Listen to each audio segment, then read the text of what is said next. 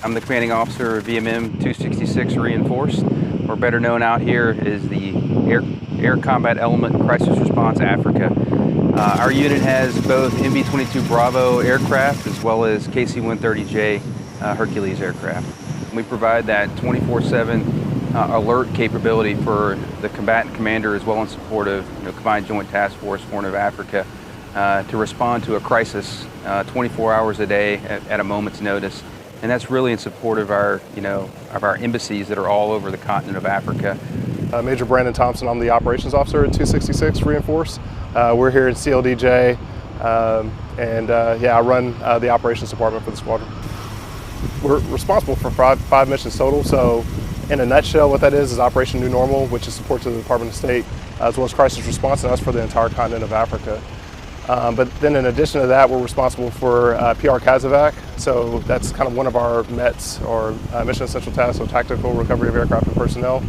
And then we also do infill and exfil missions for U.S. Special Operations Forces in both CENTCOM and AFRICOM AORs. And that's really the majority of the missions that we flew were those, the AFRICOM and CENTCOM infill exfil missions. One of the things that we did while we were out here is there was a mission, low visibility mission. They needed blood, which was, as a critical life-saving support delivered to a boat.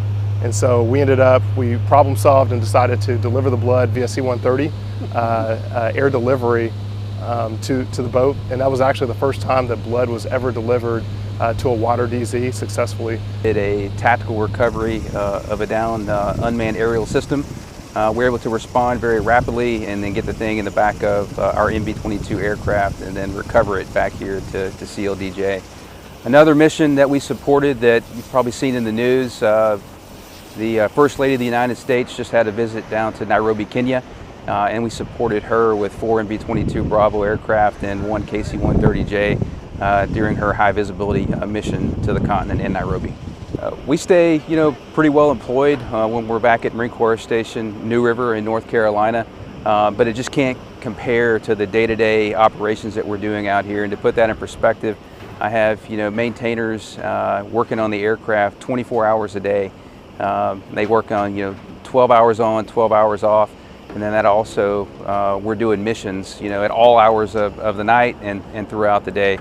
Both V-22s and then also C-130s. And then that's huge for this AO with the vast distances that have to be traveled throughout the continent of Africa, and it makes this combination perfect out here. So with the V-22, we have speed and range, but then also the ability to land to an austere location, which no fixed-wing aircraft would be able to do. But then we can do what helicopters can't do with that speed and range. And then adding in the C-130s as an air-to-air refueling platform, it really makes us capable of almost transiting the entire continent of Africa.